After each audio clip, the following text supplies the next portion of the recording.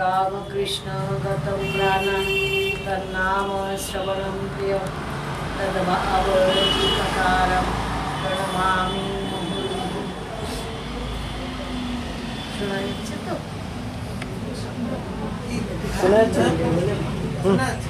আচ্ছা, আগামী 22শে ডিসেম্বর শ্রী শ্রী মায়ের শুভ জন্মদিন।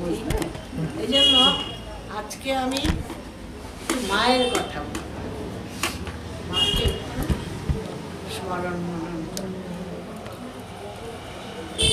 আমি যে বইটা থেকে পড়ছি সেটা হলো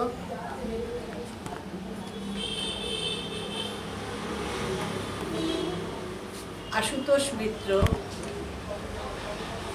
তার লেখা থেকে। এই আশুতোষ মিত্র ছিলেন ত্রিগুণাতীতানন্দ মহারাজের ভাই, ছোট ভাই। মায়ের কাছে দীর্ঘদিন ছিলেন, মায়ের সেবা করেছেন। তারপরে বেলুড় মঠে সাধুও হয়েছিলেন, সন্ন্যাসীও হয়েছিলেন, কিন্তু কোনো কিছু কর্মবিপাকে কিছুর জন্য মঠ ছেড়ে তাকে চলে যেতে হয়। তারপর প্রায় জীবনের শেষ প্রান্তে এসে তিনি মায়ের কাছে যে আদর পেয়েছিলেন, স্নেহ পেয়েছিলেন, মায়ের যেমন সেবা করেছিলেন, সেই ঘটনাগুলো লিখে রেখে যান, একটা বই হিসেবে পরে প্রকাশিত হয়। তো অনেক অজানা তথ্য আমরা এই বইয়ে আমরা পাই। সেজন্য আমি এই বইটার থেকে আপনাদের একটু পড়ে শোনাচ্ছি।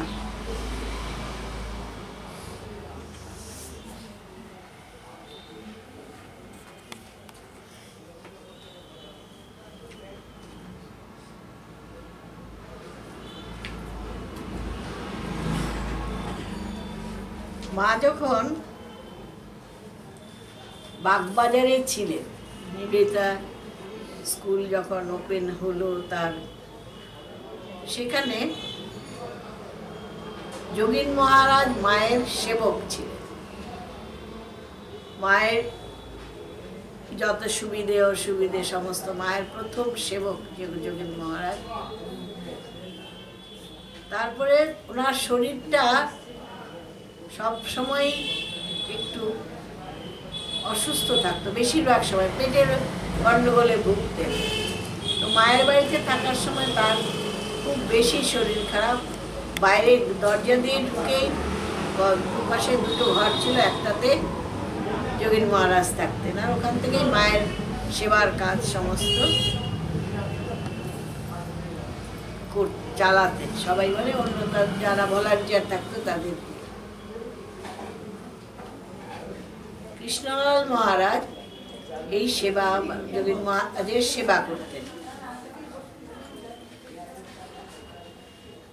আর লেখক যে আশুতোষ তখন ছোট ছেলে, যেদিন প্রথম মায়ের সঙ্গে দেখা করতে এসে শারদানন্দ মহারাজ, শারদানন্দ ভুল বললাম, ত্রিগুণাতীতানন্দ মহারাজ ছোট ভাইকে নিয়ে এসেছেন বেলা 3টের সময়। 3টের সময় আসার পর বসে আছেন নিচে, তখন যোগীন মহারাজ বলছেন একটু বসো, মা ওঠেননি। তারপরে একটু পরে একটা খুট করে শব্দ হলো, যোগীন মহারাজ এইবার মা উঠেছেন, ঠাকুরকে তুলেছেন, যাও এবার প্রণাম করে এসো। তো মাকে প্রণাম করতে গেছেন, মা প্রথম জিজ্ঞেস করছেন কোথা থেকে এসেছো। যাই হোক, প্রথম গেছেন তো দেখেননি আগে, তো বললেন, তারপরে বললেন তুমি বুঝি সারদার ভাই? মানে বলে মা তো আমাকে কোনোদিন দেখেননি, কিন্তু কি করে পরিষ্কার বললেন তুমি কি সারদার ভাই? বললেন হ্যাঁ, আমি সারদার ভাই। যাই হোক, ছোট ছেলে, মা খুব তার সঙ্গে কথাবার্তা বললেন মাঝে মাঝে। আস্তে আস্তে মায়ের সেবার ভারও পেলেন টুকটাক।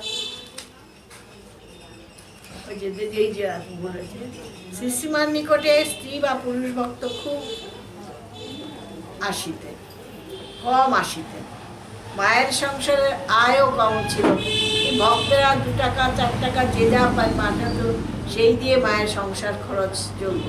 আর মায়ের সঙ্গে তো একটা চলমান বাহিনী, যাকে বলে গ্রাম্য বাহিনী থাকতো, তার ভাইজিরা, রাধু, মাকু, নলিনী, সেবিকা, অনেক। তাদের মধ্যে আবার ঝগড়াঝাটিও হতো, মা কাকে বেশি ভালোবাসেন, কাকে বেশি দিয়ে দিচ্ছেন, এই নিয়ে ঝগড়া টগড়া হতো। মা এদের সবাইকে সামলে সুমলে চলতে হতো। আর খরচও তো আছে, কে মাসের শেষ হলে সেবক বলতো, মা একটা টিনের বাক্সের মধ্যে যে যা টাকা দিত টিনের বাক্সে রাখা থাকতো। মাকে বলতো, মাসের শেষ হলে বলতো, মা এখানে তো আর বেশি টাকা নেই। তার মা জিজ্ঞেস করতেন, মাসের ক তারিখ? বলতে যে আজকে 28 তারিখ। আচ্ছা, ওই 1 তারিখ এসে যাবে, রাঁচি থেকে ইন্দু টাকা পাঠাবে 1-2 তারিখের মধ্যে। আমার কোনো চিন্তা ছিল না যে বাক্সের টাকা খরচ হয়ে যাচ্ছে, অথচ খরচ কি করে চলবে। বলছে নিশ্চিন্ত হয়ে বলছেন, 2 তারিখ হলে ইন্দু টাকা পাঠিয়ে দেবে। মাস্টারমশাই পাঠাতেন কিছু, আরও ভক্তেরা যে যার সামর্থ্য অনুযায়ী, তখন তো মাইনেই বা কত ছিল, হয়তো 15 টাকা 20 টাকা মাস মাইনে ছিল, তার থেকেই মাকে তারা ওই 1 টাকা 2 টাকা যার যেমন সামর্থ্য পাঠাতেন। মা নিশ্চিন্তায় বলে ইন্দু টাকা পাঠান, চিন্তা করুন। এই মায়ের সংসার বলতেন শিবের সংসার, যেমন আসছে বলে সাঁকর নিচে দিয়ে জল যেমন চলে যায় ঠিক তেমনি। তো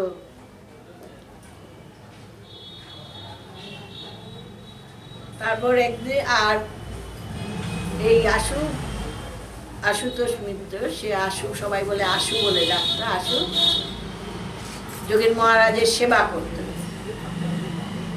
করতেন। আর মাকে গিয়ে দোতলায় গিয়ে মাকে রিপোর্ট দিতে হতো যে কেমন আছেন যোগেন মহারাজ।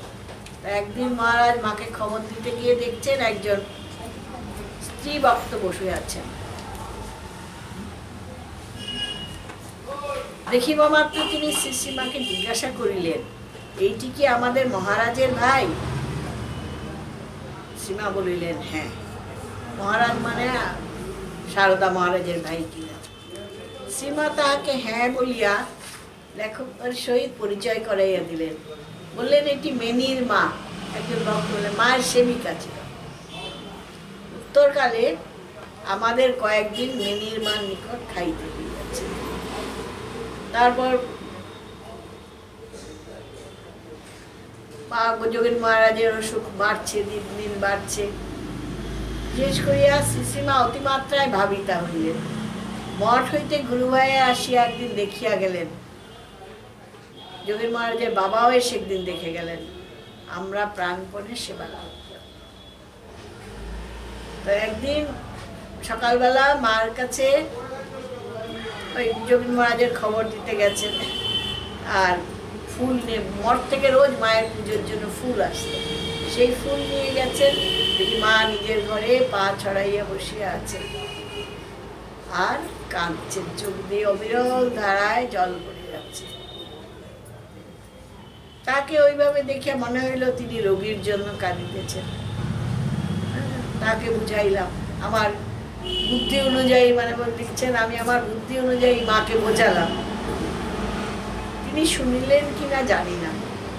কিছুক্ষণ পরে অধীর হইয়া বললেন, আমার ছেলে যোগেনের কি হবে বাবা? উত্তর দিলাম, ভাবছেন কেন মা, সেরে যাবেন বই কি। সান্ত্বনা দিচ্ছে, সেরে যাবেন। মা ছেলের জন্য কাঁদছেন। তিনি বলিলেন, আমি যে দেখেছি বাবা। কি দেখেছেন?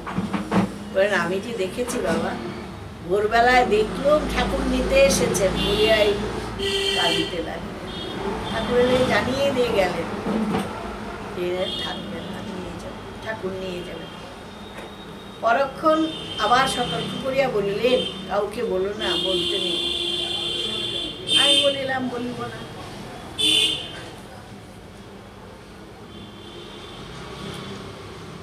আবার বলিতে লাগিলেন, যোগেন যে আমার ছেলে, সারদা যেমনটি যোগেনও তেমনটি। অনেক বুঝাইতে শ্রীশ্রীমা পূজায় বসিলেন, দেখিয়া নামিয়া আসিলাম। আর সে দেখি রোগীর অবস্থা আরো খারাপ।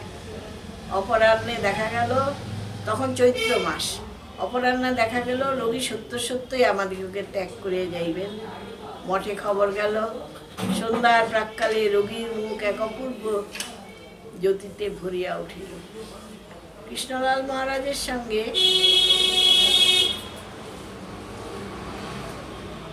এই যোগেন মহারাজের খুব ভালো সখ্য ছিল।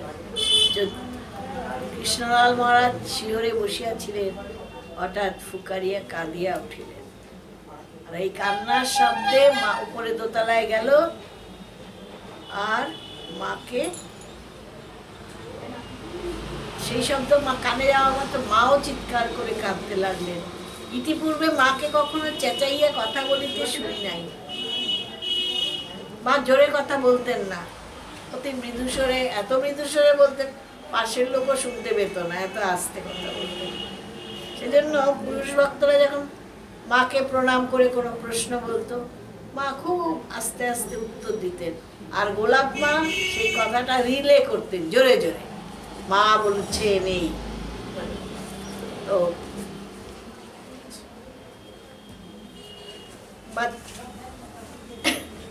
তখন আজ তার ব্যতিক্রম।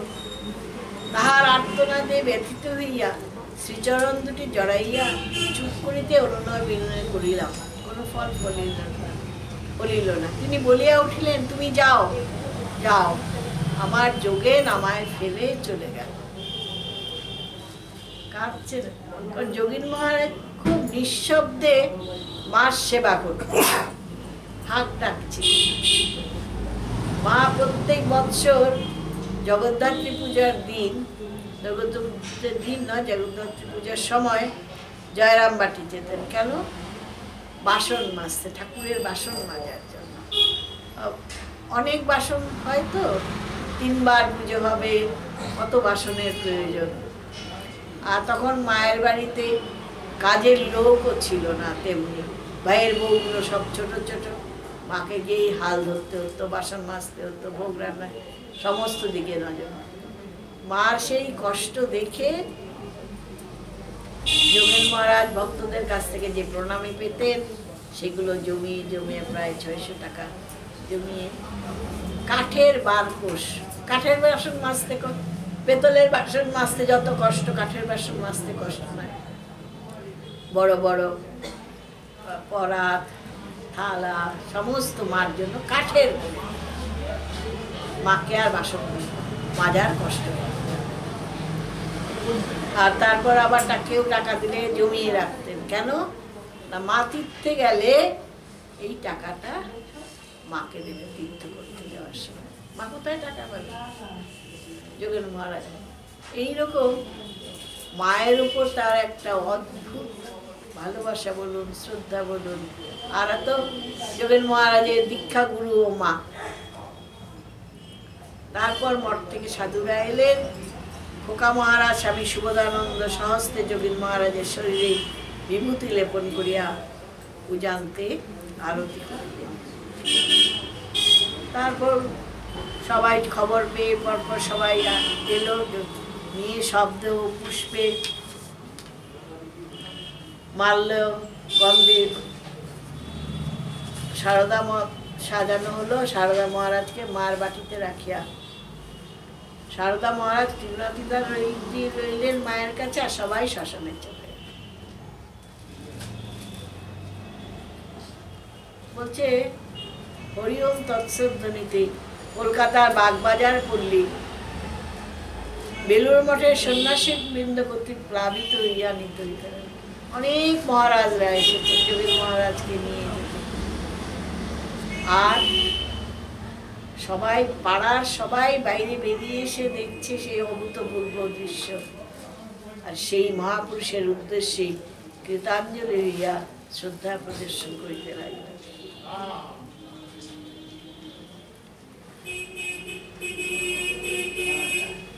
সব শেষ হইলে খোকা মহারাজ কিছু অস্থি সংগ্রহ করিয়া লইলেন, আর ওটা কৌটায় রেখে পরে যোগেন মহারাজের একখানি তৈলচিত্র করাইয়া ঠাকুর ঘরের বাহিরের দালানে টাঙাইয়া দেওয়া হয়। পরদিন শ্রীমাকে দুঃখের সঙ্গে বলতে শোনা গেল, বাড়ির একখানা ইট খসল। ঠাকুরের যে 16 জন শিষ্য, সন্ন্যাসী শিষ্য, তাদের মধ্যে একজন চলে গেলেন। মা বলছেন বাড়ির একখানা ইট খসল। যোগীন মহারাজের দেহত্যাগ হইতে শ্রীমার বাড়িতে কৃষ্ণালি রহিলেন এবং সারদা মহারাজ নিত্যরাত্রে উদ্বোধন হইতে ফিরিয়া থাকিতে লাগলেন।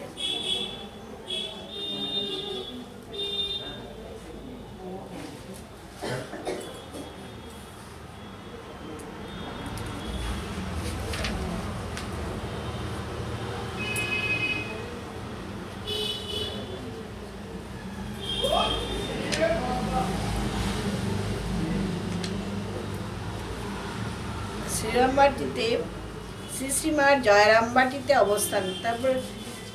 তারপরে ওই ঘটনাটা আছে যে সারদা মহারাজ ওই গরুর গাড়ি করে যাচ্ছেন, একটা খানায় পড়ে যাবে দেখে গাড়ির চাকা, গাড়ি উল্টে যাবে, তিনি নিজে ওর উপরে শুয়ে পড়লেন। একটা গর্ত ছিল, গর্তের উপরে মা দেখতে পেয়ে বললো যে আমার ওপর দিয়ে চালিয়ে নিয়ে যান, মার যেন ঝাঁকুনি নেই। ওদের ভক্তি অন্যরকমের ছিল, যে মার যাতে এতটুকু কষ্ট না। মা ঘুমিয়ে পড়েছেন গরুর গাড়িতে, এখন যদি গর্তের মধ্যে গাড়ির চাকা পড়ে মার ঘুম ভেঙে যাবে। ওই জন্য ত্রিগুণাত্মানন্দ মহারাজ গর্তের মধ্যে উপর হয়ে শুয়ে বলেন আমার উপর দিয়েই গাড়িটা নিয়ে যাও। মার ভাগ্যিস ঘুম ভেঙে গিয়েছিল। মা ব্যবস্থা দেখে, চাঁদের আলো ছিল, মা দেখে নেমে ভৎসনা করলেন, বকাবকি করলেন, একই কাণ্ড করছিলেন বলে নিজে গাড়ি থেকে নেমে হেঁটে পার হলেন। অবশ্য সারদা মহারাজের পরবর্তীকালে শ্রীমা সারদা মহারাজের নিষ্ঠা ও গুরুভক্তির বিশেষ প্রশংসা করিয়া এই গল্পটি আমাদের নিকট। শ্রীমা যখন জয়রামবাটিতে ছিলেন তখন একবার সাধ হয়, আমরা যখন যাই, যাই হোক সারদা মহারাজের কাছে প্রস্তাব করলে তিনি উৎসাহ দেন, আর সঙ্গে সঙ্গে কি করে মায়ের জন্য আটা, ময়দা, চিনি, মিছরি, নারকেল, তেল, আম, মিষ্টি। মা আম খেতে খুব ভালোবাসতেন, তো আমের সময় সবাই মাকে আম পাঠাতেন। পরে নানাবিধ জিনিস ক্রয় করে একটা বড় ঝুড়িতে প্যাক করে দিতেন। তারপরে তারা গেলেন বর্ধমানে এক জায়গায়, তারা বর্ধমানের পথে আরামবাগ হয়ে মায়ের কাছে গিয়েছিলেন। কামারপুকুরে ঠাকুরের বাড়িতে গিয়ে উঠিলাম। সেখানে সব ঠাকুরের মন্দির, হালদার পুকুর সব দেখলাম। এবার সেদিন সেখানে হাট ছিল, হাট থেকে মায়ের বাড়ির জন্য বাজার করিয়া একটি উটের মাথায় চাপাইয়া বৈকালে জয়রামবাটির জন্য যাত্রা করিলাম। সন্ধ্যা আর মুখে মুখে গিয়ে জয়রামবাটি পৌঁছালাম। মা আমাদের পাইয়া খুব আনন্দ। ভক্তরা গেলে মার আনন্দের শেষ থাকতো না, কারণ ভক্ত সেবা করাটা তার জীবনের বোধহয় ব্রত ছিল। আর এই সেবা এতই আন্তরিক ছিল, যারা একদিন একবেলা মার কাছে সান্নিধ্য পেয়েছে তারা সারা জীবনেও সেই আন্তরিকতা সেই ভুলতে পারে না। পূর্ববঙ্গ থেকে কত ভক্তরা এসেছে মার কাছে দীক্ষা নিতে, হয়তো সকালবেলা এসেছে, স্নান টান ছেড়ে দীক্ষা হয়েছে, দুপুরবেলা খেয়ে আবার রওনা দেয়। তার মধ্যেই মা যত বলছেন আমার মেয়ে এসেছে আমি যত্ন করতে পারলাম। মার যে আক্ষেপ, যে কাতরুক্তিগুলো যে ভক্তরা গিয়েছিল তাদের মনের মধ্যে গেঁথে যায়, গিয়েছে, তারা বলে ওই একদিন একবেলার স্নেহ ঠিক মনে হয় নিজের। যাই হোক, মার কাছে খুব আনন্দ।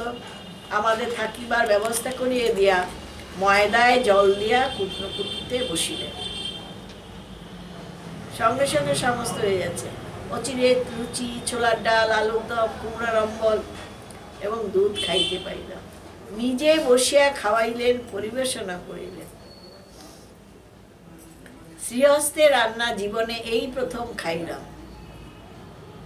উপাদেও লাগিল ঠিক কলিকাতার রান্নার মতো।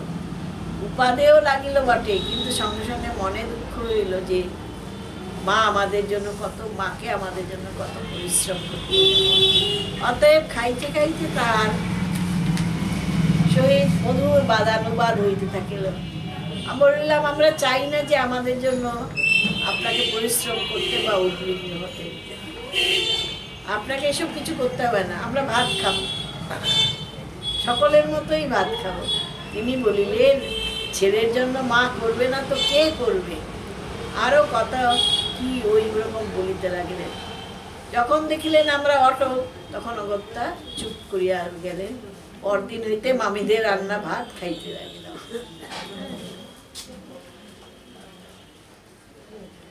এইরকম মা যে খাইয়ে যে পিঠে করতেন, রাশি রাশি পিঠে। একদিন নাকি সকালবেলা উঠে অনেক কত 5 কেজি 500 চাল ঢেকিতে কুটেছেন, বই করেছেন। মা এত করছেন কেন বাবা? এখন শীতকাল পিঠে করে, তো সেই পিঠে সকাল থেকে শুরু করে সন্ধে অবধি কত রকমের পিঠে করলেন, করে ভক্তদের খেতে দিলেন। তারপরে আবার তার থেকে আবার 4টি পিঠে তুলে রাখলেন, বিভূতি আসবে, বিভূতির জন্য থাক। বিভূতি মায়ের শিষ্য আর বাঁকুড়ায় থাকতেন। তখন বলতেন, এখন তো ছুটি পড়েছে, বিভূতি আসবে বলে কিছু পিঠা তুলে রেখেছেন। তারপরে সেদিন এলেন না বিভূতিবাবু, সেদিন আসেননি। মা পিঠেগুলোকে গরম করে রাখলেন। বলছে, রোজ বলেন আজ বিভূতি আসবে, বিভূতি আর আসে না। তখন মা আবার গরম করে পিঠে বলে, এইরকম 3-4 দিন গরম করে রাখার পর বিভূতিবাবু এসে তার ভাগের পিঠে পেলেন। মানে মার মনে এত মানে সন্তানদের জন্য এত স্নেহ। বিভূতিবাবুর মাই একদিন মাকে বলেছেন, শ্রী মাকে বলেছিলেন, বিভি তো এখানে তো বেশ ভালো খায়, ভালো করে খায়, আমার ওখানে মানে বাড়িতে হাত দিয়ে দেখিয়ে বলছেন এই কটি কটি খায়, মানে একটু ভালো করে খায়। তখন মা বলেছেন, তুমি আমার ছেলেকে খুঁড়ো না, মানে নজর দিও না। আমি ভিখারিনী, কাঙালিনী, আমি যা পাই তাই ছেলেদের খেতেতেই ছেলেরা সোনামুখ করে। মা মানে গর্ভধারিণীর মার আক্ষেপ, আমার কাছে বিভূতি এত খায় না, আপনার কাছে যত খায়।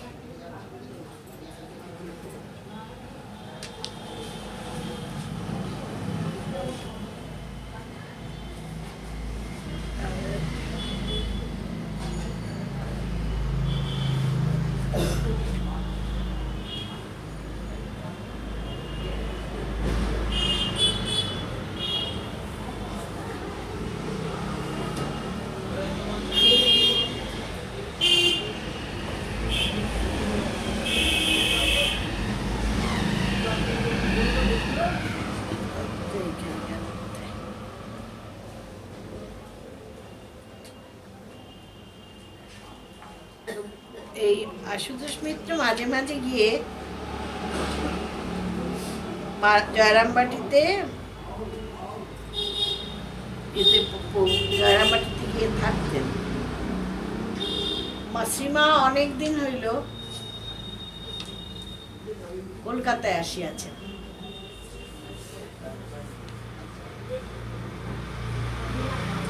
এক্ষণে দেশে যাইবার ইচ্ছা প্রকাশ করিলেন। একদিন এমন সময় একদিন প্রত্যুষে সকালবেলা জিজ্ঞেস করছেন, মঠে এখন কে ঠাকুর পূজা করে? উত্তরে বললাম, বাবুরাম মহারাজ। তাহাকে ডাকিতে বললেন। গণেন্দ্রনাথ তাহাকে লইয়া আসিলেন। বাবুরাম মহারাজের হাতে শ্রীমা ঠাকুরের কবচখানি দিয়া নিত্য পূজা করিতে আদেশ করিলেন। ঠাকুরের গায়ে একটা কবচ ছিল, তো ইষ্ট কবচ। বাবুরা মহারাজ তৎক্ষণাৎ একখানা নৌকা ভাড়া করিয়া মঠে উহা লইয়া যান। কিন্তু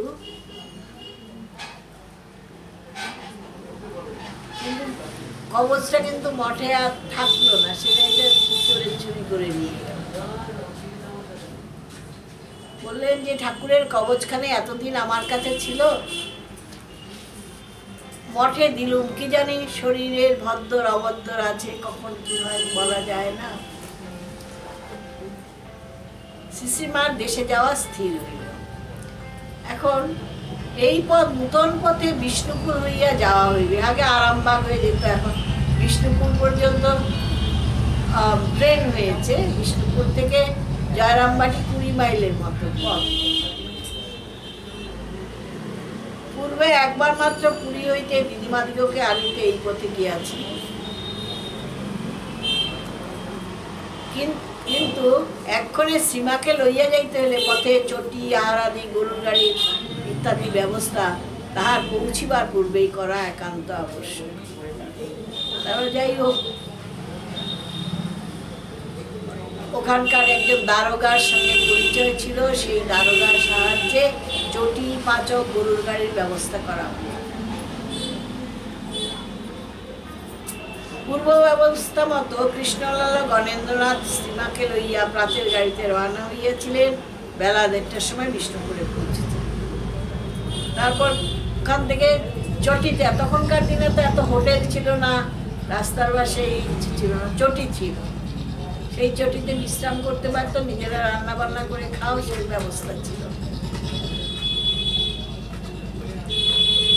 কৃষ্ণলাল গণেন্দ্র রাত্রের গাড়িতে কলকাতায় খাইতে বসিয়া কৃষ্ণলাল বললে, এত রকমারি রান্না করেছে, শুক্তো থেকে অম্বলি পর্যন্ত।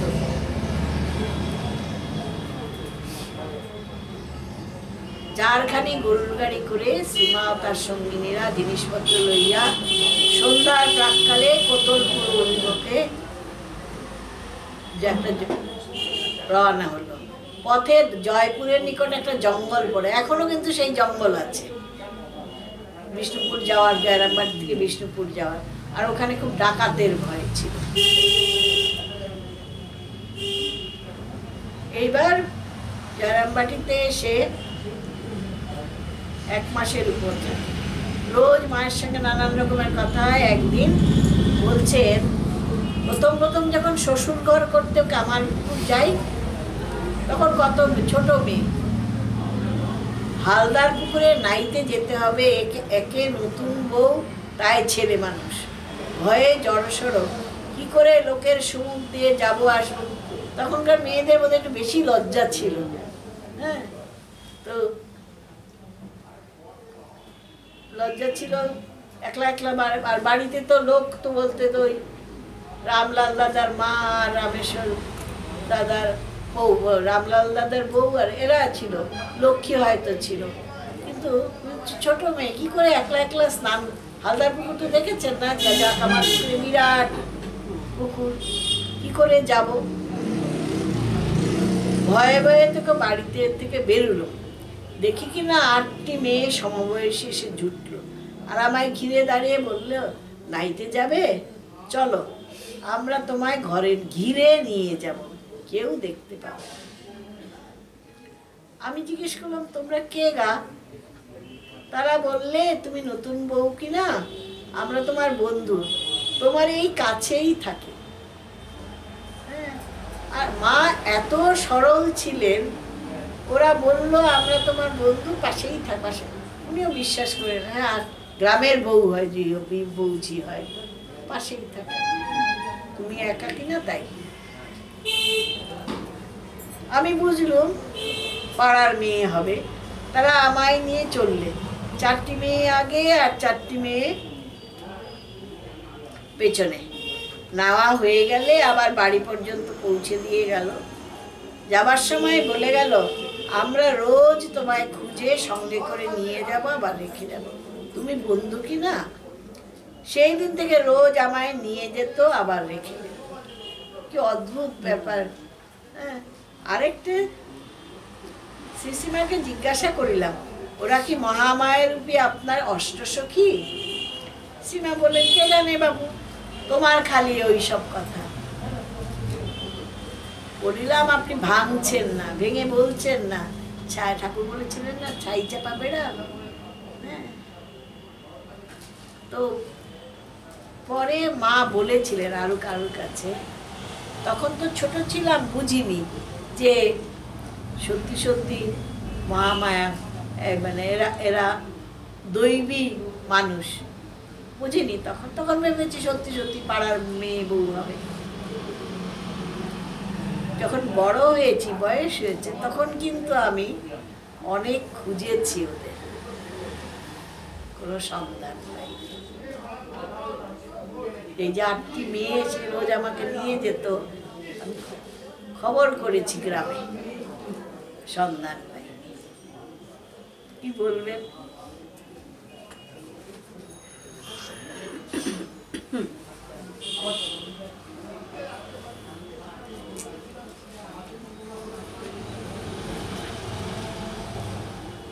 তো তারপরে একবার জিজ্ঞেস করছেন যে হরিশ নাকি আপনাকে তাড়া করেছিল, আক্রমণ করেছিল। মা বললেন হ্যাঁ, তার বউ তাকে ওষুধ করেছিল, পাগল হয়ে গেছে।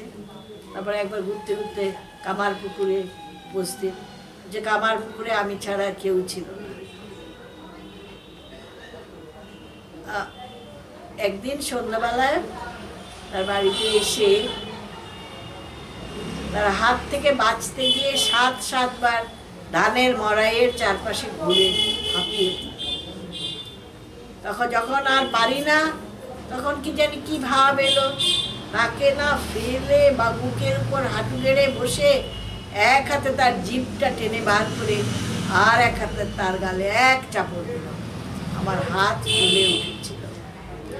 সে হ্যাঁ হ্যাঁ করে হাঁপাতে লাগলো, মনে করলাম হয়ে যায় বুঝি, তখন ছেড়ে দিলাম। সেই থেকে আর আসেনি। নিরঞ্জনকে জমের মতো ভয় করতো, সে খুব দিত কি না। এইগুলো না আমরা বইয়ে পড়েছি, এখানে এটা মা নিজের মুখে বলছেন, সম্মুখে বলছেন, তাই পড়ছি।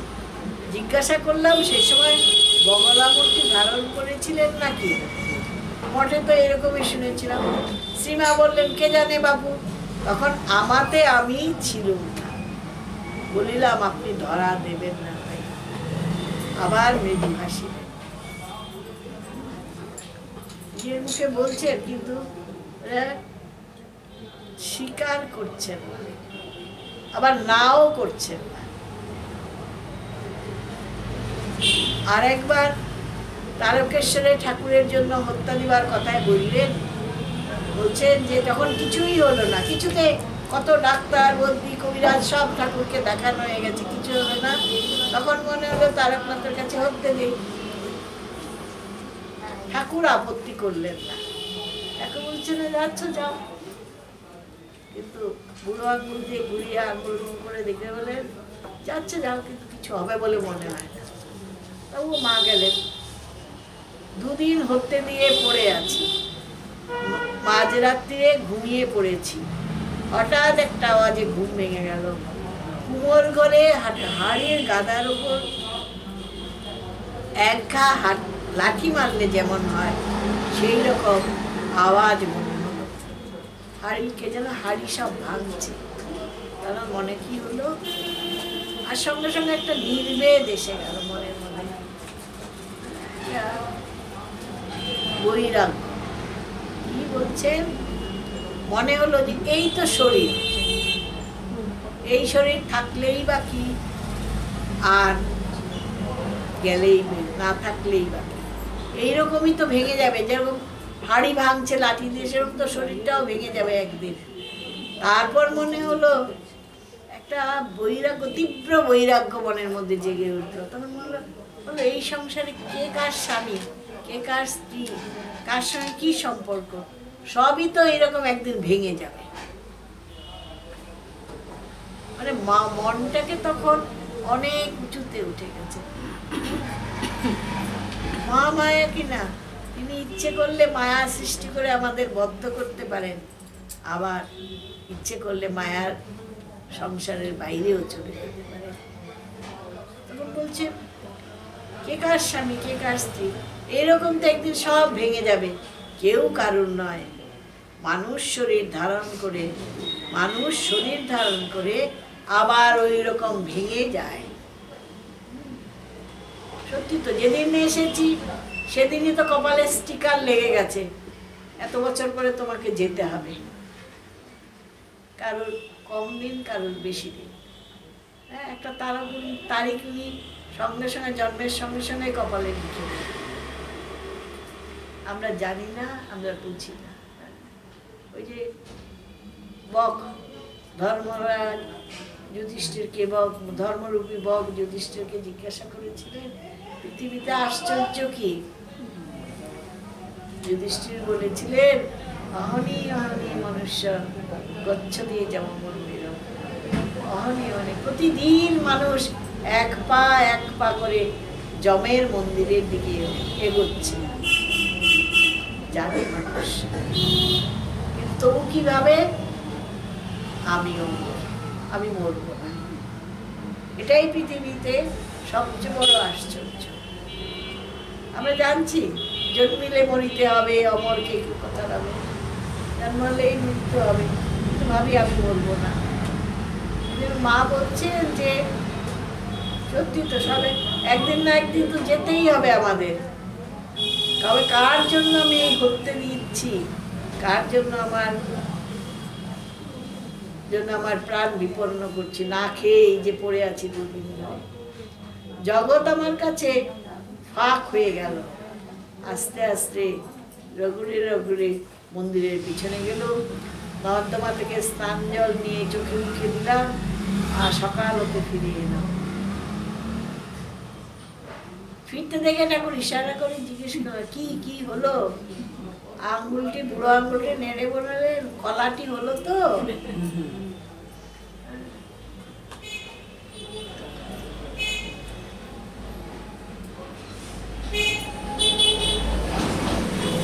তখন বলছেন,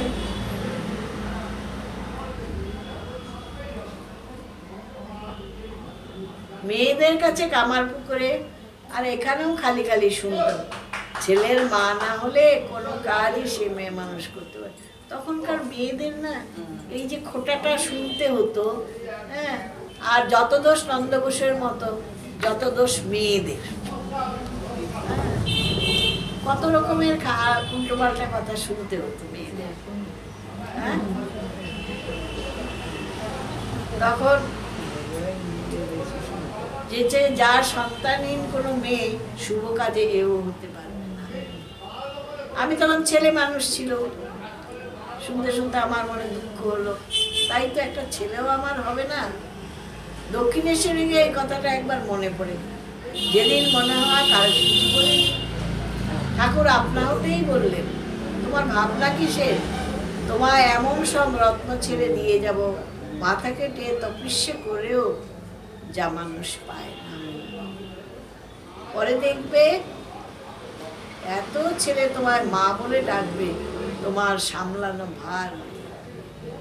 কথাটা কত যে সত্যি ঠাকুর। হ্যাঁ, কিরকম ভবিষ্যৎবাণী করে গেলেন যে এত ছেলে মেয়েরা তোমার মা বলে ডাকবে।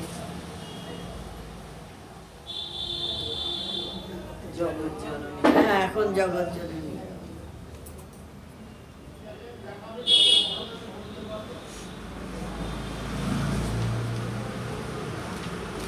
আরেকটা জিনিস যেটা ছিল, মা তো তিনি মা বলে যে ঠাকুর বলে দিয়েছেন, এতজনকে এত ছেলে মেয়ে হবে তোমার, সবাই মা ডাকবে বলতে, তা নিজে এই কথাটা শোনার পরে তো মায়ের মনে মাতৃভাবে তো পরিপূর্ণ ছিলেন, মাতৃত্বে অধিষ্ঠিত ছিলেন তিনি।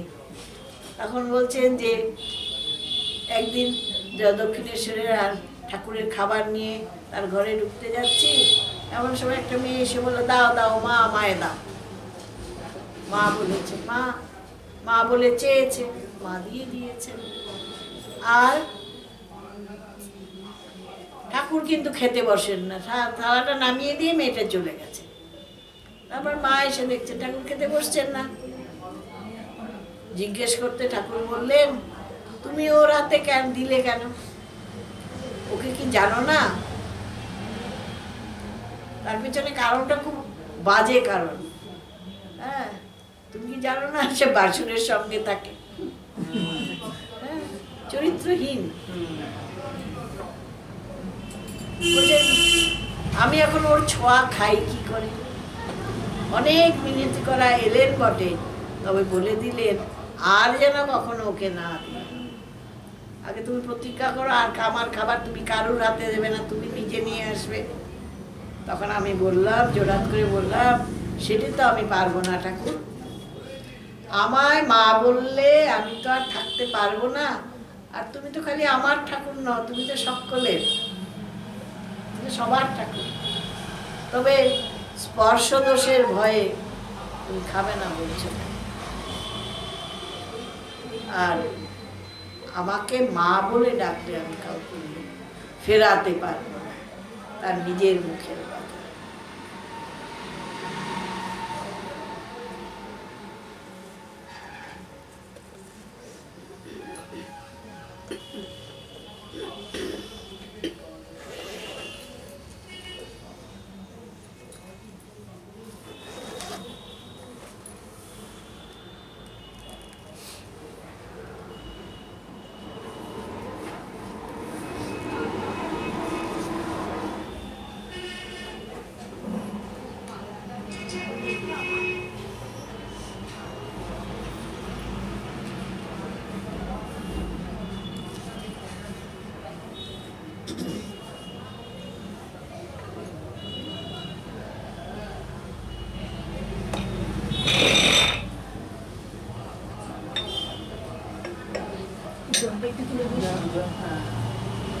গ্লাসটা মোটা, আমার হাতের তুলনায় বড়।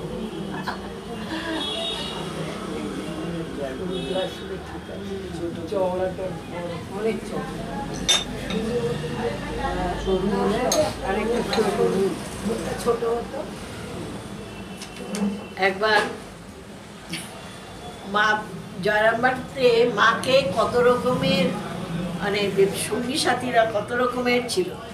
তো একদিন পাগলি মামের যে মাথায় খেয়াল চাপলো তাস খেলতে হবে, মাকে গিয়ে জেদে জেদি করছে তাস খেলবো। অনেক পীড়াপিড়িতেও যখন মা সীমা খেলিবেন না দেখেন, তখন তার দুটি চরণ জড়াইয়া ধরিলেন, বললেন ঠাকুরজি খেলতেই হবে। মা বলছেন আমরা তো দুজন, আর কোথায়, আর কাকে ডাকতে যাবি? তিনি বললেন কেন, নলিনীকে আনছি আর আশুকে বাইরে থেকে ডেকে আনবো। তারপর তা খেললো। তারপর খেলা শুরু হলো। সীমার কাছে গিয়ে দেখি তার ঘরের দাওয়ায় মাদুর পাতা, হাতে তাস নিয়ে মামি আর নলিনী বসিয়া। সীমা ভেতর হইতে বললেন এসো তাস খেলতেই হবে, পাগলির জেদ। মামিকে বললাম মাতে আমাতে না হলে কিন্তু খেলবো না। তিনি সম্মত হইলেন, খেলা আরম্ভ হইল। প্রথমেই একখানা ছক্কা, মামি রাগিতে শুরু করিলেন। তারপর পরপর পাঁচবারে একখানি পঞ্জা। মামির রাগ ঝাঁপে ঝাঁপে চড়িতেছিল। পঞ্জা হয় তাস ফেলিয়া দিয়া চলিয়া গেল। যাইবার সময় বলিয়া গেলেন তোমরা খালি খালি জিতবে বুঝি ঠাকুরজি, আর আমরা হারবো, আমরা হারবো না? সীমা উত্তর করিলেন আমরা সৎ পথে সাত্বিক, আমরা জিতবো না তোকে তোরা জিতবি।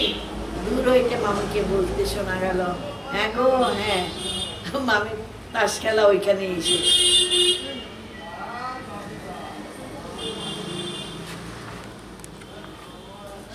সীমার হাতে রান্না মহাপ্রসাদ, মানে বলির ব্যবহার করে যে মাংস হইতে আরম্ভ করিয়া সব রকমই খাইয়াছি। আমরা কলকাতার ছেলে বলিতে পারি তিনি একজন পাকা রাঁধি, তার রান্না ঠিক কলকাতার, মানে মা খুব ভালো রান্না করতে পারে। জয়রামবাটিতে একদিন একটি কৌতুকজনক ঘটনা ঘটল। সকালবেলা সীমার সকালবেলা দেখছেন যে সীমার জন্মস্থানের নিকট একটা জলপূর্ণ ডোবায় অনেকগুলি কুচকুচে কালো কচু শাক খাড়া দেখিতে পাই। ভাবি এখানকার লোকগুলো কি বোকা যে কচু শাক খেতে জানে না, নতুবা এত শাক কেন পড়ে আছে, কেউ না কেউ তো তুলিয়া লই। এই ভাবিয়া অনেক শাক তুলিয়া পিঠে করিয়া লইয়া সীমার কাছে উপস্থিত হল। কিন্তু দেখিয়া হাসি সম্বরণ করিতে পারিলেন না, তবুও মুখে বলিলেন সন্তানকে কষ্ট দেবে না, বেচারা তুলে তুলে এনেছি কচু শাক। এদেশের লোকে মুখে বললেন দেশের লোক কচু শাক খেতে জানে না, আর রাঁধতে তো জানেই না। যাই হোক আমি রাঁধবো। জিজ্ঞাসা করলেন কোথায় পেলে? বললাম বাড়ির ভিটের সামনে ডোবাই হয়েছে। জলের শাক ও তো খুব কুটকুটে। বোকা ছেলে, জল শাক কুটকুটে হয় তা জানো না? ইহা কইয়া দেখেন সন্তানের পিঠ ফুলিয়াছে, হাত দুটির অবস্থা তথ্য। কচু শাকের রস পিঠে করে এনেছে, কচু শাকের রস লেগে সব চুলকাচ্ছে। তাড়াতাড়ি তৈল আনিয়া মালিশ করিয়া দিতে বসিলেন। অপ্রতিভ হইয়া বললাম এরকম ফলো বা কুটকুটে নাকি আমি কেয়ার না করলেও আপনাকে বিব্রত হতে হয়েছে, তা আমার বরাবর মনে রাখবে, আর করব। তখন মা কি করবেন? তারপর মালিশ টালিশ জল বলে এক্ষুনি চান করতে যাবে না, জল লাগলে আবার কুটকুট করবে। তারপর বটি কুড়ুনি নারকেলা নিয়া নিজের দুই হাতে তৈল মাখিয়া শাক কুটিতে বসিয়া গেলেন। খাইবার সময় অনেকটা শাক দিলেন, অতি উপাদেয় রান্না, একটুকু কুটকুট করে নাই। সেই কুটকুটের শাক মা এমন রান্না করেছেন, জিজ্ঞাসা করিয়া জানিলাম 3 বার তেঁতুল সহ সিদ্ধ করিয়া জল ফেলিয়ে দিয়া নিংড়াইয়াছেন, চতুর্থবারে রাঁধিয়াছেন। এইরকম ছেলে এনেছে খাবে বলে 3 বার সেদ্ধ করে জল ফেলেছেন, তবে কুটকুট নিয়ে গিয়েছে।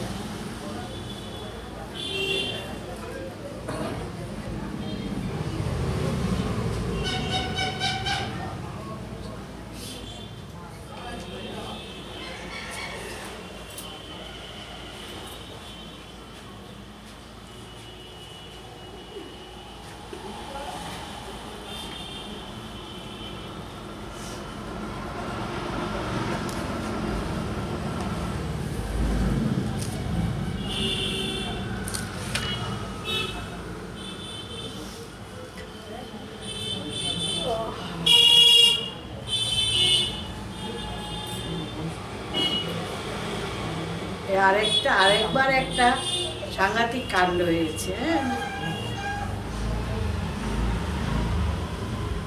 তারা কলকাতা থেকে ফিরছেন, সঙ্গে পাগলি মামি, রাধু, মা আর এই আশু। শ্রীমার যাত্রার দিন স্থির হইল, মানে জয়রামবাটি যাওয়ার। উপর্যুপরে 2খানি পত্র প্রত্যহ 1খানি হিসেবে কালী মামাকে লেখা হইল, যাতে তিনি লোকজন লইয়া পালকি পাইলে একটা পালকি নিয়েও নির্ধারিত সময়ে দেশরা গ্রামে উপস্থিত থাকে। কারণ ওই দেশরা থেকে জয়রামবাটি পর্যন্ত যাওয়ার গরুর গাড়ির রাস্তাটা খুব খারাপ, ঝাঁকুনি হয়, গ্রামের রাস্তা তো, মাটির রাস্তা। 2টো চিঠি কেন দেওয়া হইল? যে যদি একটা কালী মামা না পান তাহলে আরেকটা পেলেও হবে। যাহাই হোক যথাকালে যাত্রা করিয়া বিষ্ণুপুর কোতলপুর হইয়া দেশরা গ্রাম পার হইয়া মাঠে যখন পড়ি তখন সন্ধ্যা হয়ে গেছে। একে তার শ্রীমার শরীর খারাপ, তাই ভাইদের সংসারে থাকলে অত্যধিক পরিশ্রম করিতে হয়। এইসব কারণে তার সেবার্থে এবার গোলাপ মা ও কুসুম আসিয়াছে। বিষ্ণুপুর থেকে গরুর গাড়ি করে সবাই দেশরা পর্যন্ত আসিয়া দেখি কাকস্য পরিবেদনা। পালকির কথা দূরে থাক, কালী মামারও দেখা নাই। তারপরে বলেছে মনীষ টুনিশ রাখার বাগাল সবাইকে পাঠাতে, জিনিসপত্র আছে তো, কেউ নেই। আর এদিকে সন্ধ্যা হয়ে এসছে। তথা হইতে গরুর গাড়িতে যাইতে হইলে শিহর ঘুরিয়া যাইতে হইবে, রাস্তা অতি কদর্য, ক্রমাগত ঝাঁকুনি খাইতে হবে। মাও রাজি হলেন, মা বললেন চলো, এসে পড়েছি, বাকিটা হেঁটেই চলে যাই। বলছে যে গাড়িগুলিতে গোলাপ মা আর কুসুমের জিম্মায় মাল দিয়া মালপত্র আছে, শিহরের পথে ছাড়িয়া দেওয়া হোক, আমরা বাড়িতে পৌঁছায় চাকর পাঠাইয়া দেব। আর দেশের মাঠটুকু নদীর অপর পারে জয়রামবাটি সামান্য মাঠ, শ্রীশ্রীমা পদব্রজে যাইতে পারবেন। মানে আমোদর পেরিয়ে বাকিটা তো মায়ের বাড়ি আর বেশি দূর নেই, হেঁটে চলে যাবেন। শ্রীশ্রীমা ঠাকুরের জন্য একটা ছোট কালো রঙের টিনের বাক্স ছিল, উহাতে কোথাও যাতায়াতের সময় ঠাকুর, গোপাল, সিংহবাহিনীর মাটির কৌটা, জপের মালা ইত্যাদি রাখত। আর ছেলেদের খেলাঘরের খাটের মতো একটা ছোট খাট ছিল, তাহাতে ঠাকুরের বিছানা হতো। এইবার রওনা তো হয়েছেন, কিন্তু শ্রীশ্রীমা একাকেই চলিতে চলিতে পড়িয়া যাইতে পারেন ভাবি, কারণ রাস্তা তো নেই, এবড়ো খেবড়ো মাঠের মাঝখান দিয়ে রাস্তা। বলে কি করলে, রাধুকে পিছে, হ্যাঁ ওই আশু, ঠাকুরের বাক্স খাট এক হাতে এবং অপর হাতে শ্রীমাকে ঘুরিয়া লইয়া যাইতে চলে যাব। ছোট মামি পিছনে চলিতে লাগিলেন। রাস্তা সকলেরই পরিচিত, কিন্তু ছোট মামি সর্বাপেক্ষা বেশি। অল্প দূর যাইতে না যাইতেই ছোট মামি বলিয়া ওঠেন, ও বাগে কোথাকে যাচ্ছ, এ বাগে এসো, মানে ওদিকে কোথায় যাচ্ছ, এদিকে এসো। শ্রীশ্রীমা মামার না আসায় বা লোক না পাঠানোর চটিয়াছিল, সম্ভবত একটু অন্যমনস্ক ছিলেন। তিনি বললেন, সত্যি তো, এদিকে চলো, ছোট বউয়ের সব পথ জানা আছে, ও তো মাঠে মাঠে ঘুরে বেড়ায়। রাস্তা ভালোরূপে জানা ছিল, তথাপি তখন হতবুদ্ধি হইয়া তাহাদের দর্শিত পথে চলে যান। তারা যেভাবে বললেন, ওইদিকে নয় এইদিকে হাঁটছেন। ফলে নদীর ধারে ঘাটের পরিবর্তে এক আঘাটায় আসিয়া উপস্থিত হইলাম। আমোদর বেরোতে বেরিয়ে সন্ধ্যা হয়ে গেছে, আলোও ছিল না, অন্ধকারে কোথায় আসিয়েছে জানিবার উপায় নেই। শ্রীমা রাগিয়া বকিতে লাগিলেন। সত্যি তো, দুটি মা আর পাগলি মামি, আর রাধুও ছোট, আর আশু একলা, কি হবে। শ্রীশ্রীমা রাগিয়া বকিতে লাগিলেন। আমি বললাম, এখানে আপনার একটু অপেক্ষা করুন, আমি নদীর ধারে ধারে গিয়ে ঘাট দেখে আসি, তারপর নিয়ে। তিনি সম্মত না হয়ে বলিতে লাগলেন, কোথায় তেপান্তরের মাঠে দাঁড়াবো, তোমায় যেতে হবে না, এই বলিয়া বকিতে থাকিলেন। সেই বকুনি বাটি পর্যন্ত স্থায়ী রইল। প্রত্যুত অতক্ষণ স্থায়ী বকুনি তাহার মুখে আমি কখনো শুনি নাই। সত্যি তো, আর ওই দেশে তো কোনো আলো বলে তো কিছু নেই, সন্ধ্যা মানেই তো ঘুটঘুটে অন্ধকার। যাই হোক, সেই আঘাটায় নদী পার হয়ে গেল। আমাদের বেশি জল থাকে না ভাগ্যে, নদীতে জল ছিল না বললে হয়। পার হইয়া চলিতে লাগিলাম, কিন্তু বোঝা গেল না যে আমরা জয়রামবাটির দিকে যাচ্ছি অথবা শিহরের দিকে। কোন দিকে যাচ্ছি বোঝা গেল না। শ্রীশ্রীমার চলিতে কষ্ট হইতেছে। চলিতে চলিতে কত বকুনি না খাইলাম, তুই বেটা ছেলে হয়েছে কেন, আমাদের কথা শুনলে কেন, তোমার মেয়ে মানুষ হয় ভালো ছিল ইত্যাদি। মায়ের বকুনিতে ছেলের কিছু আসে যায় না, বরং মহা ছেলের পক্ষে মঙ্গল করে। যাই হোক, ওই প্রকার চলিতে চলিতে, মানে কোনো দিক বিদিক মানে জ্ঞান নেই তখন, একটা ঘোরের মধ্যে চলছেন তো চলছেন। তখন হঠাৎ অনেক দূরে একটা আলো দেখা গেল, আলোক রেখা দেখা গেল। তখন বলছেন, সকলে চিৎকার করিয়া বলিয়া উঠিলাম, কে গা আলো নিয়ে যায়, আমাদের এদিকে একটু ধরো না, আমরা পথ ভুলে গেছি। চিৎকার মাঠের মাঝখানে অন্ধকারে, আলো নিয়ে কে যায়, একটু আলো দেখাও, আমরা পথ হারিয়েছি। আলো আমাদের চিৎকার শুনে সেই আলো আমাদের দিকে আসতে লাগলো। শ্রীমা জিজ্ঞাসা করিলেন, কে গা তুমি? অধিবস্তে স্ত্রীলোকটি শ্রীমার গলার শব্দ চিনিতে পারিয়া আসিতে আসিতে বলল, কে সারু? শ্রীমা বললেন, কে আশুর মা? আশুর মা প্রণাম করিয়া শ্রীমায়ের প্রশ্নের উত্তর দিল, তোরা বাচ্চা ঠিকই তো এসেছিস, তবে একটু আড় হয়ে এসেছিস, তাই গায়ের বাইরে এসে পড়েছিস। প্রদীপ হস্তে আশুর মা পথ দেখাইয়া চলিল। 2-3 মিনিটের মধ্যে গ্রামে আসিলাম। হ্যাঁ, ভাগ্যিস মায়েরই দয়া, ওইরকম আরেকবার এরকম ভক্তেরা কামারপুকুর থেকে জয়রামবাটি আসছিলেন, সন্ধে হয়ে গেছে, রাস্তা বুঝতে পারছেন না। তখন মা নাকি বলেছিলেন তার সেবককে, হ্যাঁ রে একটু লণ্ঠনটা নিয়ে গায়ের বাইরে যা, এই আমার ছেলেরা আসছে, রাস্তা ভুলে গেছে, রাস্তা হারিয়ে গেছে। তখন লণ্ঠন নিয়ে গিয়ে তারা মার চিৎকার করছে, কারা আসছো গো কামারপুকুর থেকে, কারা আসছো গো? তখন ওরা বললো, হ্যাঁ আমরা পথ হারিয়েছি। তারপর নিয়ে এখন আর সেই জয়রামবাটি চেনা যায় না, না কামার, হ্যাঁ সন্ধে হতেই আলোর ছড়াছড়ি।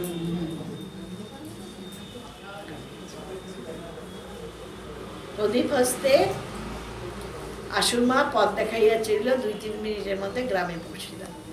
বাড়িতে পৌঁছে সীমা ভাজাদের নিকট জল চাইলেন, দাওয়ায় বসে 1 ঘটি জল খাইলেন। চাকরগুলিকে গাড়ির অন্বেষণে পাঠাইয়া কালীমামাকে বকিতে আরম্ভ করিলেন। কালীমা পত্রপ্রাপ্তি স্বীকার করিলেন এবং চাকর না পাঠাইবার কারণে নানা অজুহাত দেখাইতে লাগলেন। পালকি পাওয়া যায়নি, চাকর এইসব আর কি, লোক পাইনি, এন তেন ইতিবশে সীমা একটু সুস্থ হইয়া সন্তানকে বকিয়াছেন বলিয়া মাথায় হাত বুলাইতে লাগলেন। সে পদধূলি মস্তকে, যত বকুনি তত আদর।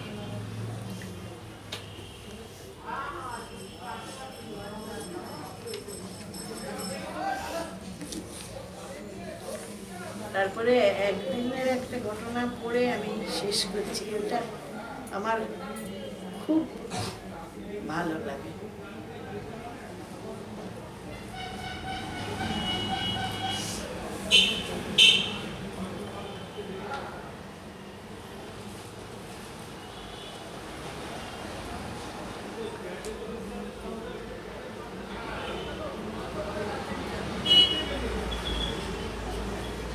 কোঠারে মা শরীর সারাতে কোঠারে গিয়েছে, বা বলরাম বাবুদের জমিদারি।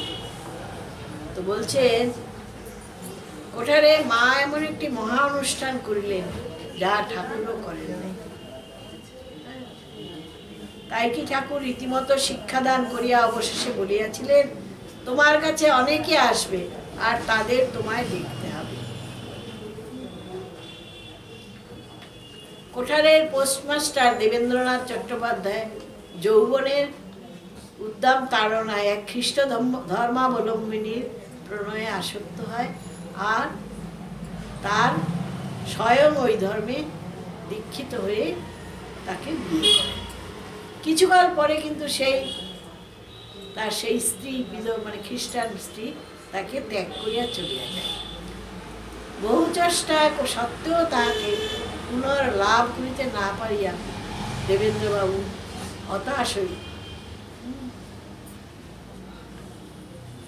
বিয়ে করলেন। যার জন্য ধর্ম ত্যাগ করে বিয়ে করলেন, সেই বউটাকে ছেড়ে চলে গেল। অত্যন্ত হতাশ হয়ে যখন তিনি ঘোর অনুতপ্ত, তখন আমাদের সঙ্গে তার আলাপ। তারপর তাদের কাছে কান্নাকাটি করছেন যে আমি কি করব, হ্যাঁ যার জন্য ধর্ম ত্যাগ করলাম সেই থাকলো না, আমার এখন কি হবে। তবে তারপর তারা গিয়ে শ্রী শ্রী মায়ের কাছে আদ্যপাদ্য নিবেদন করে।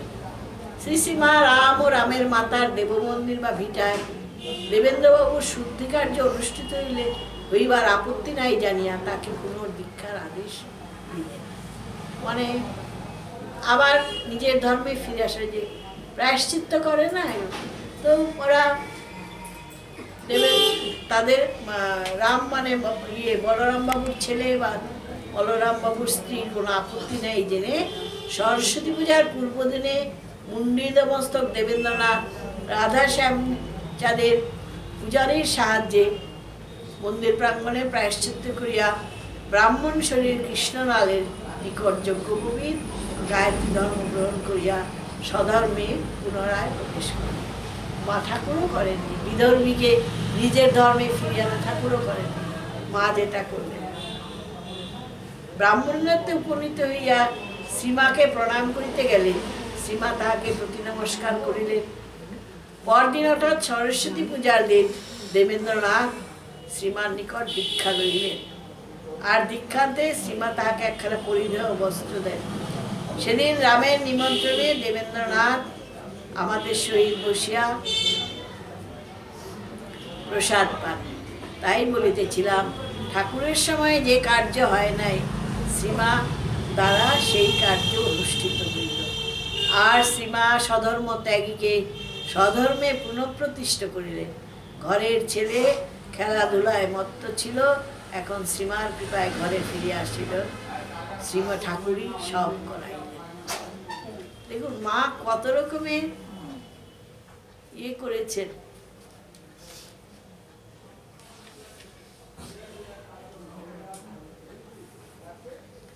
তারপর সরস্বতী পূজা হইয়া গিয়েছে মঙ্গলবার বৈকাল বেলা। এদিন লেখকের পক্ষে মাতৃ সঙ্গলাভের এক অতি স্মরণীয় দিন। খিড়কি মহলে গিয়া দেখি মা পূর্ব হইতেই বসে আছে। দেখিলাম উপস্থিতি অনুভব করেন যে আশু যে গিয়েছে, গেলেই মা তো বলেন এসো বাবা, কিছু না, মা চুপ করে বসে আছে। অপেক্ষা করিতে থাকিলাম, কতক্ষণে দেখিতে পান, কথা বলেন।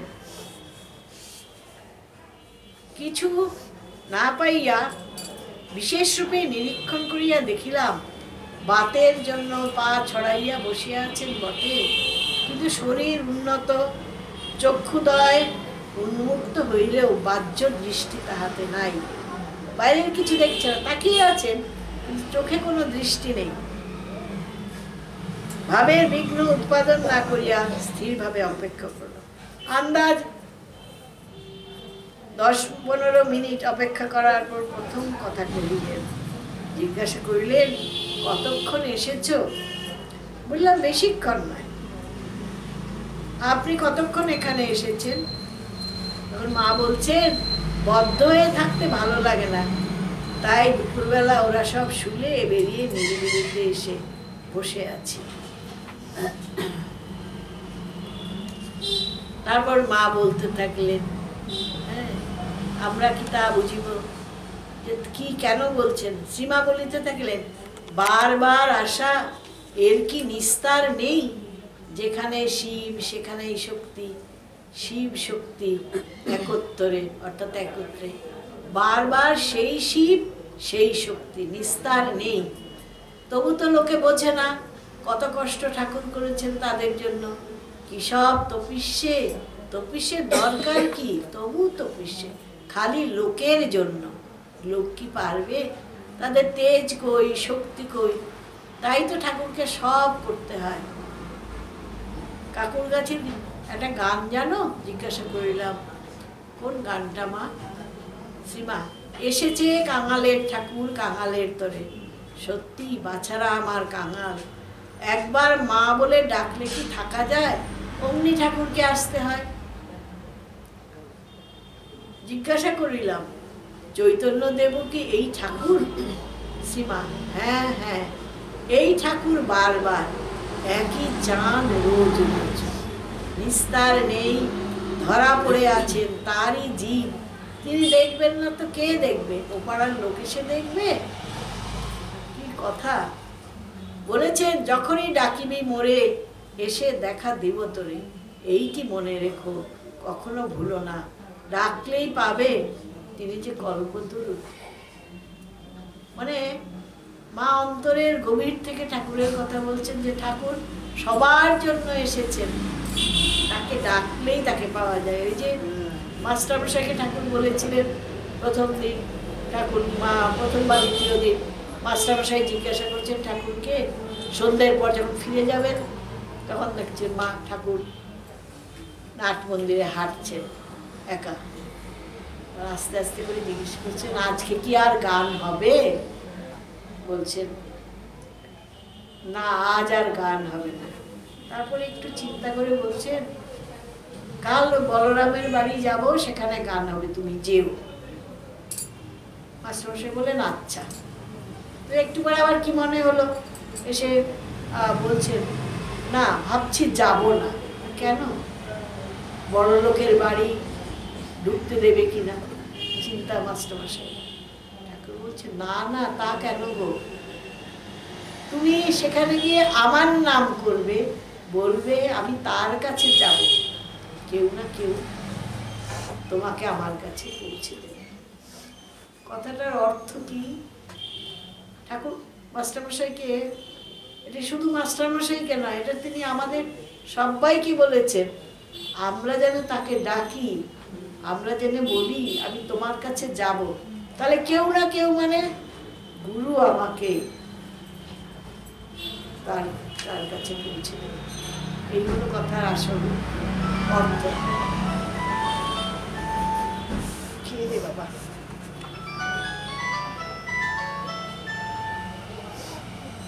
অনুপা পরে কথা বলবে।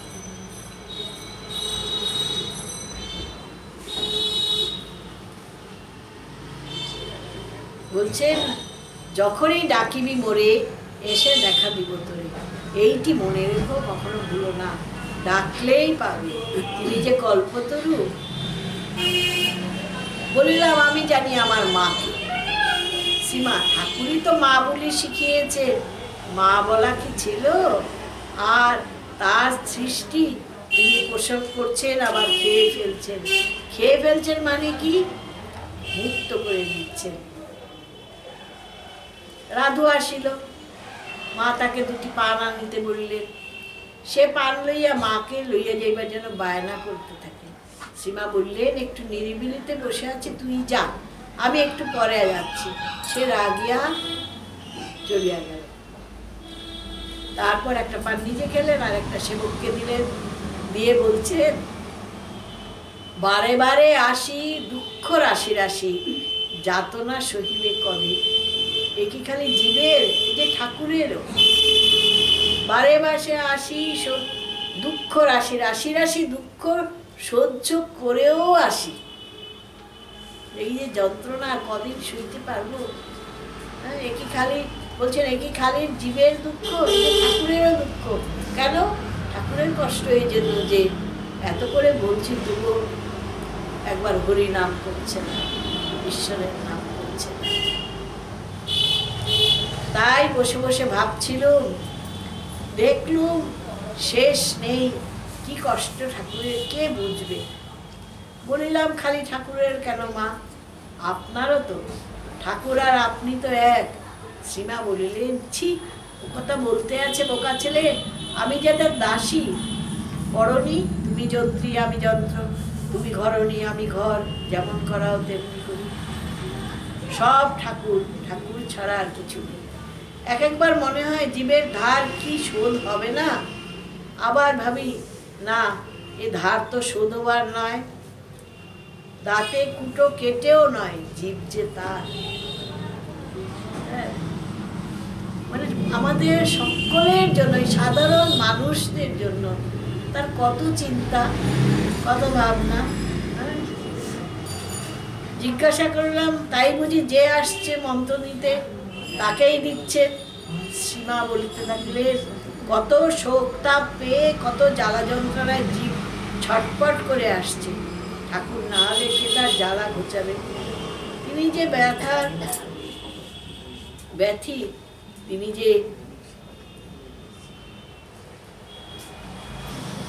যে নিজেও তার চেয়ে জ্বালা পাচ্ছেন, তাই তো তার জ্বালা ভুগছেন। বলছেন নিজের মানে, সীমা বলছেন ঠাকুরের কথা। কি বলছিলাম? ঠাকুরের কথা। একবার দেখি কি তা জানো? দেখি না, ঠাকুর সব হয়ে রয়েছেন। যেদিকে দেখি সেই দিকেই ঠাকুর, কানাও ঠাকুর, ঘোড়াও ঠাকুর, ঠাকুর ছাড়া আর কেউ নেই। মানে সর্বভূতে ব্রহ্মদর্শন হচ্ছে মায়ের। হ্যাঁ, তখন বুঝলুম তারই সৃষ্টি, তিনিই সব হয়ে রয়েছেন। জীব কোনো কষ্ট পাচ্ছে না, তিনিই পাচ্ছেন। তাই তো যে এসে কেঁদে পড়ে তাকেই উদ্ধার করতে হয়, তারই জিনিস, তাকেই করি। আবার বলিলেন, এরা সব ঘুমোতে বলে। মা একটু ঘুমো। ঘুম কি আর আছে না আসে? মনে হয় যতক্ষণ ঘুমোবো ততক্ষণ জপ করলে জীবের কল্যাণ হবে। এই জন্য মা রাত জেগে জেগে জপ করতেন। সেবক বলছে, মা রাত্রিরে কি ঘুমোন না? এক ডাকলেই সাড়া দেন। বলছেন যে কি করি বাবা, সবাই এসে আগ্রহ করে নিয়ে যা দীক্ষা নিয়ে যায়, কিন্তু কেউ ভালো করে জপ করে না। তাদের জন্য আমি জপ করি, তাদের হয়ে আমি জপ করি। ওরকম মা কোথায় পাবো? বলছেন এক একবার মনে হয় যতক্ষণ জপ করি ততক্ষণে জীবের কল্যাণ হবে, আর একবার মনে হয় এই শরীরটুকু না হয় একটা খুব বড় শরীর হতো, তাতে কত জীবেরই না কল্যাণ হতো। শুধুমাত্র আমাদের মতো অপকর্মগুলোকে মানুষ করার জন্য মা এত চেষ্টা ঠাকুরের। মা বলছেন আর এই সমস্ত জীব সবই তো ঠাকুরের, তাই ঠাকুরের এত যন্ত্রণা, যেরা কেন ঈশ্বর অভিমুখী হয় না, কেন ঈশ্বরকে ডাকে না, ভগবানকে ডাকে না। এরপরে আবার বলিলেন একটা ডেউ পিঁপড়ে যাচ্ছে, রাধি তাকে মারবে। দেখলুম কি জানো, দেখলুম সেটা পিঁপড়ে নয়, পিঁপড়ে তো নয়, ঠাকুর। ঠাকুরের সেই হাত পা চোখ মুখ সব সেই। ভাবলুম তাই তো, রাধিকে আটকালাম, ভাবলুম তাই তো সব জীব যে ঠাকুর। আমি আর কি দেখতে পাচ্ছি, করতে পারছি, কজনকে দেখতে পাচ্ছি, তিনি যে সকলের ভার আমার উপর দিয়েছেন, সকলকে দেখতে পারতাম তবে তো হতো। সেই সময় সন্ধ্যাবেলার শঙ্খঘণ্টা বেজে উঠলো, মা স্বপ্ন উঠিয়া বসিলেন। সন্ধে হয়ে গেল, যাই ঠাকুরকে সন্ধে দেই গিয়ে। কত কি যে বললাম, উত্তরে বললাম মা আজকের কথাগুলো একটা শোনার জিনিস। হাসিতে হাসিতে মা জিজ্ঞাসা, লিখে রাখছো নাকি?